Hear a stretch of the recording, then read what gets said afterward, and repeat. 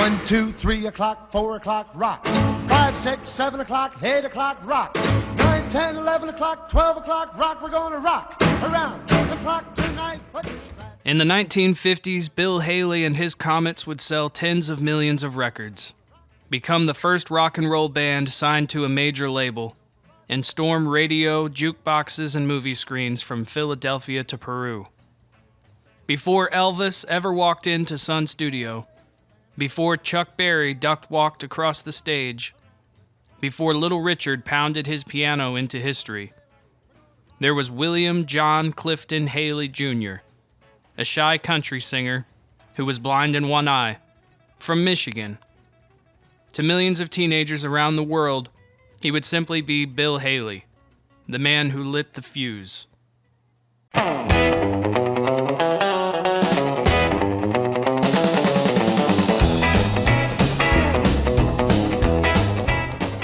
Bill Haley's story begins on July 6, 1925, in Highland Park, Michigan, a small city inside the shadow of Detroit's auto plants.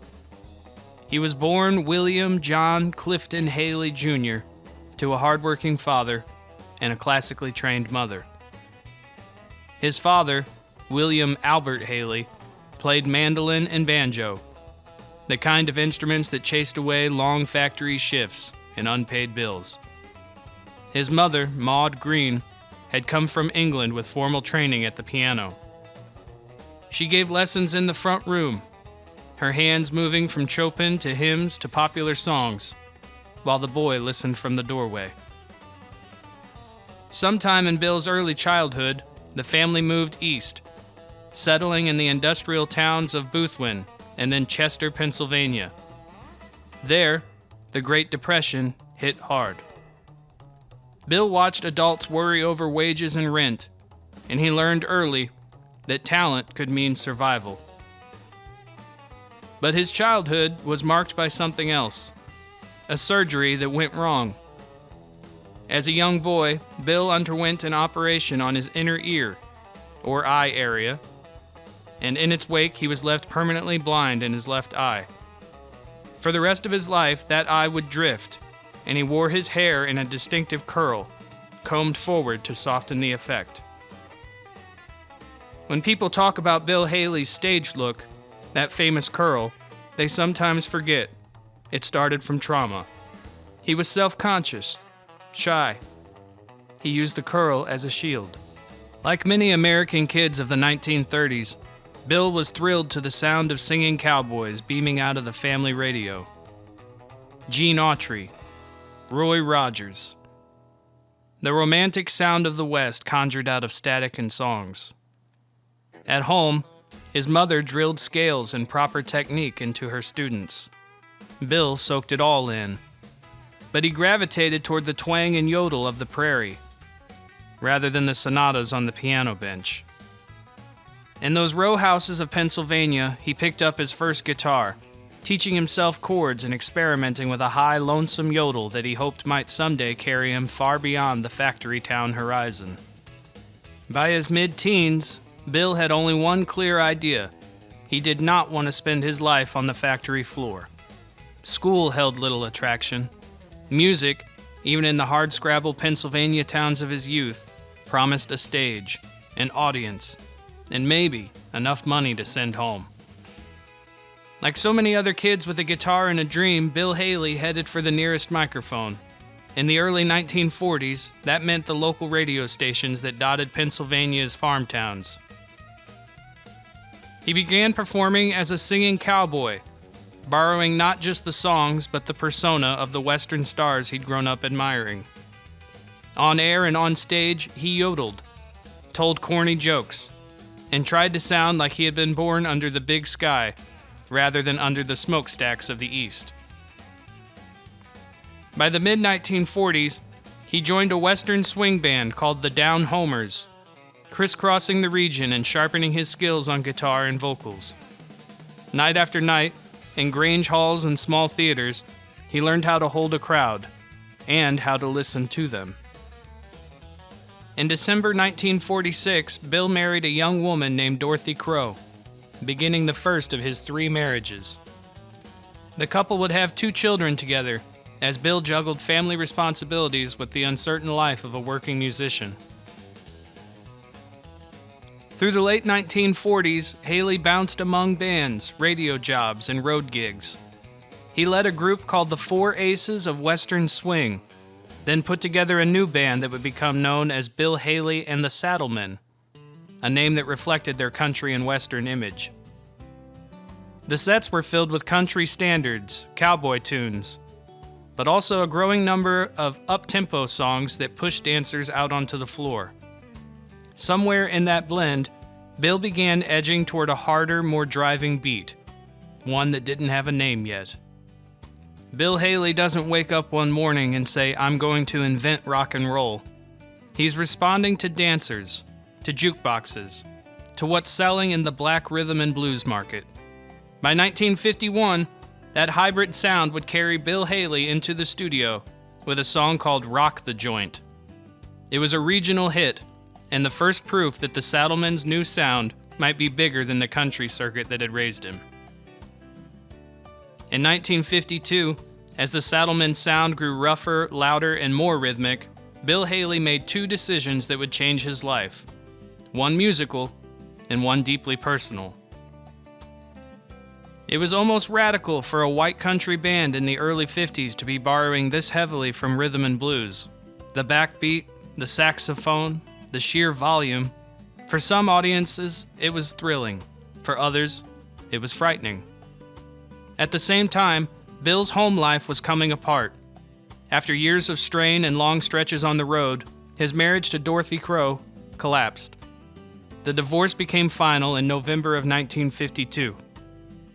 Just days later, Bill married again, this time to Barbara Kupchak.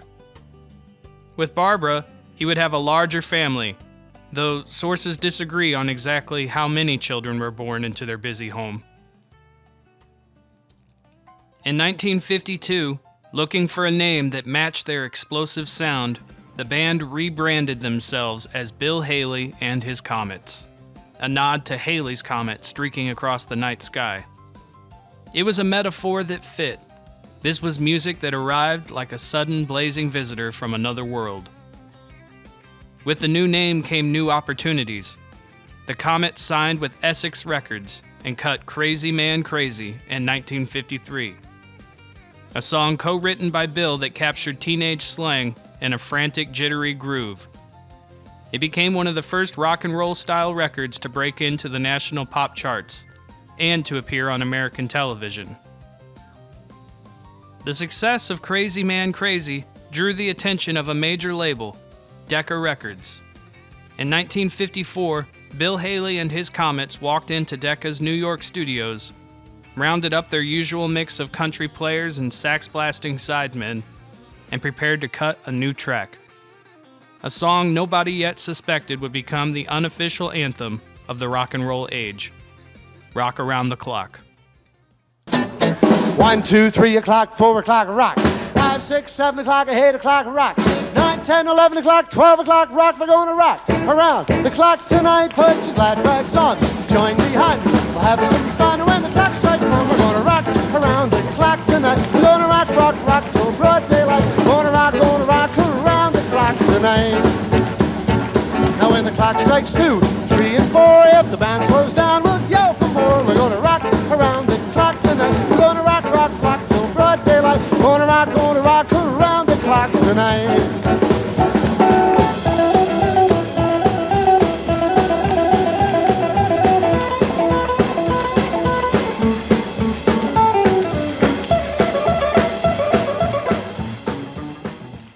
The first take came out too muddy. The band was too loud. Haley's vocal was buried, so they tried again. Somewhere between fatigue and adrenaline, with session guitarist Danny Cedrone tearing off a searing solo, the band captured a performance that crackled with something new, even if nobody in the room quite knew what they had. Gonna rock around the clock tonight.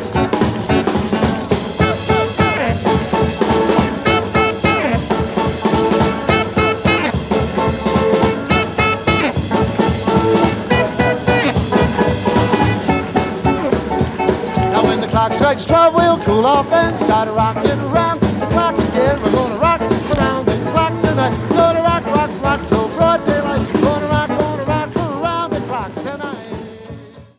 When Decca released the single in May 1954, Rock Around the Clock was tucked away quietly on the B-side.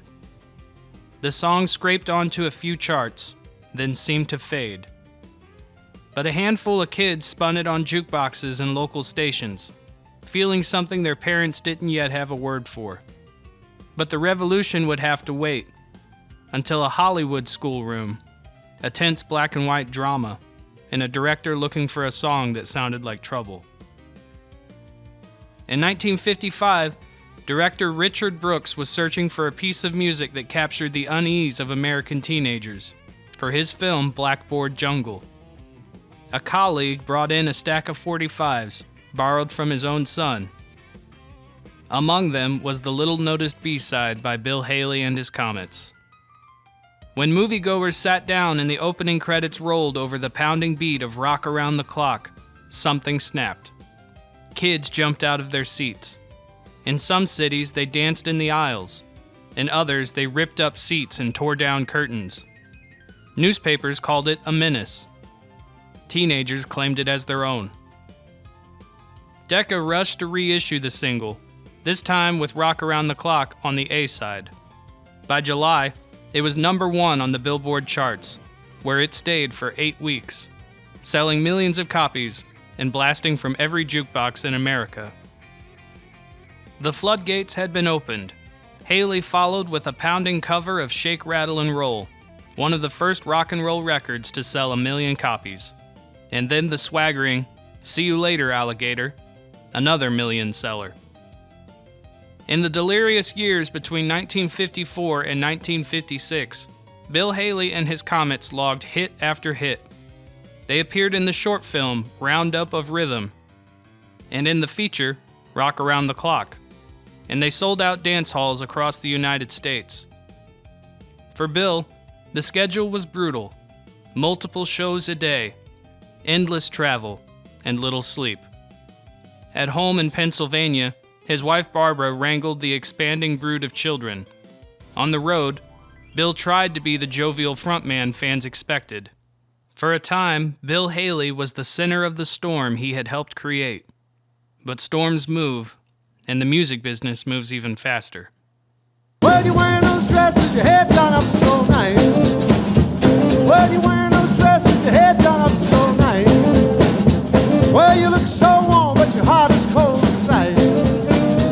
Well, shake, rattle, and roll.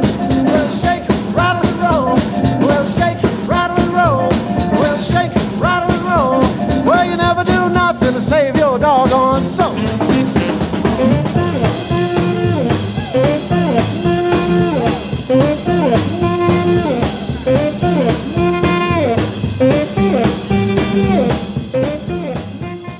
By late 1955, Haley's records were still selling, but another change was underway, this time inside the band itself. 3 key Comets, bassist Marshall Little, saxophonist Joey Ambrose, and drummer Dick Richards, asked for a raise. They were told no.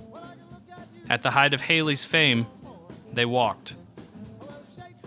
They formed their own group, the Jodamars, becoming one of the first rock and roll acts to build a steady Las Vegas residency. Haley replaced them with new players: saxman Rudy Pompili, bassist Al Rex, drummer Ralph Jones, and full-time lead guitarist Franny Beecher. But the episode hinted at how fragile success could be. In early 1957, he became one of the first American rock and roll headliners to tour Britain. The previous year, the film Rock Around the Clock had already sparked disturbances in British cinemas, and now the real thing was coming ashore. Police braced for riots. Teenagers dressed in their sharpest jackets and circle skirts packed theaters. For many young Britons, including future members of the Beatles, this was their first time seeing an American rock and roll band live. In October of 1958, Bill Haley and his Comets went to West Germany. When security tried to keep the crowd seated, it boiled over. Chairs smashed, police rolled in, water cannons were called.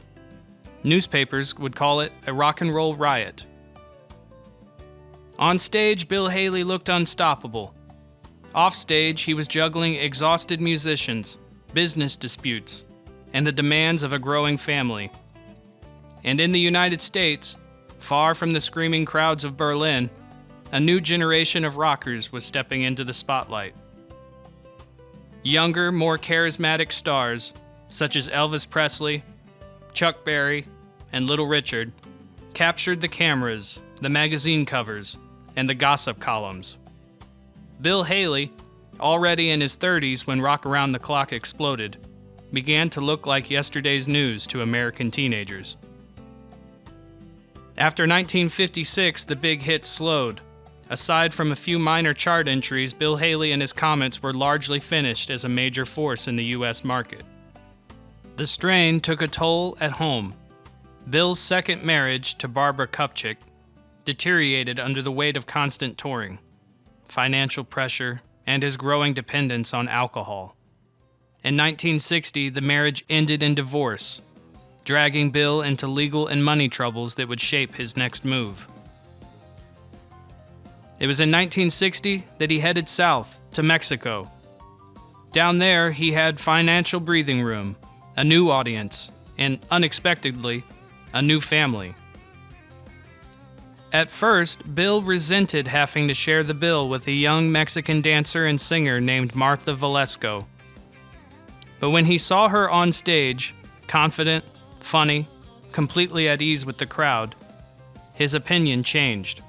Soon, so did his life. Bill and Martha fell in love. They married in 1963, a partnership that would last for the rest of his life. Together, they had children, as Bill tried to balance life between Mexico and the United States. Professionally, Mexico re-energized him. Signing with a Mexican label, Bill began cutting Spanish-language records designed for the exploding twist dance craze. Bill Haley was suddenly not a faded American star, but the king of the twist, appearing in local films, television shows, and touring constantly. But even among this newfound success, Bill's drinking, which had long been part of the road routine, was becoming a serious problem. Behind the jovial stage persona, the pressure and the past were catching up. In the rough and tumble world of mid-century touring bands, alcohol was everywhere, a way to come down from the stage, to kill time between shows, or to numb homesickness and fear. For Bill Haley, it became more than a habit. He would later describe himself bluntly as an alcoholic. His wife Martha was quoted as saying, "Sometimes he was the sweetest man in the world. Other times, when he drank, he pulled away. He'd sit alone, listening to old records, talking about how people had forgotten him." Through the 1960s and into the 1970s, Bill Haley lived a kind of split existence. Overseas, he could still fill halls. In Mexico and Europe, he remained a respected pioneer, and his records kept selling. In the United States, he was mostly a memory, occasionally trotted out on nostalgia shows, but rarely granted the status his influence deserved. Money troubles continued. Lawsuits, unpaid taxes, and disputes with former managers meant that much of the fortune people assumed he had never truly materialized.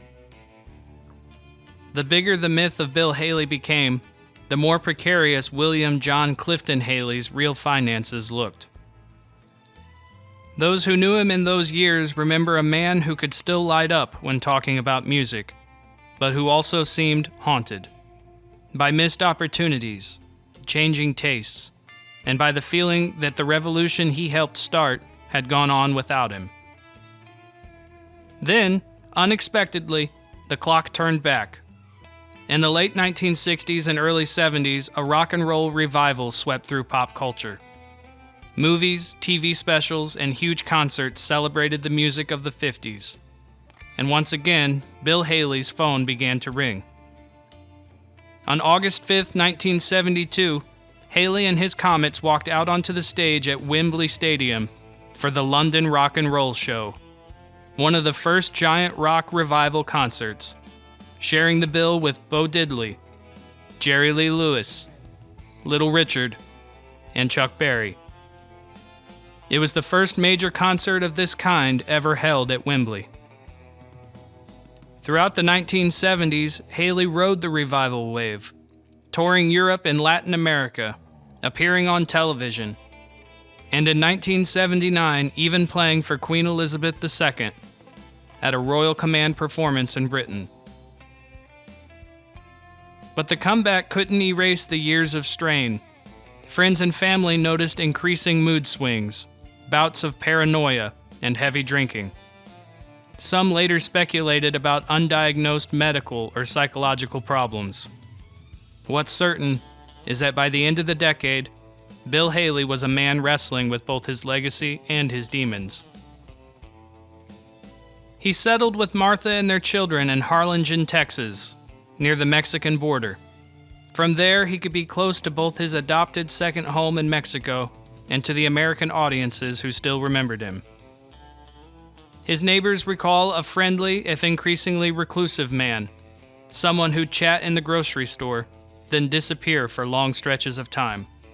At home, the family saw both sides, the loving father who told stories of the road, and the withdrawn figure haunted by sleepless nights. By the early 1980s, Bill Haley's health was failing. Reports from those around him mentioned high blood pressure, heart issues, and worsening mental health. Alcohol remained a constant presence. On February 9, 1981, William John Clifton Haley died at his home in Harlingen, reportedly of a heart attack.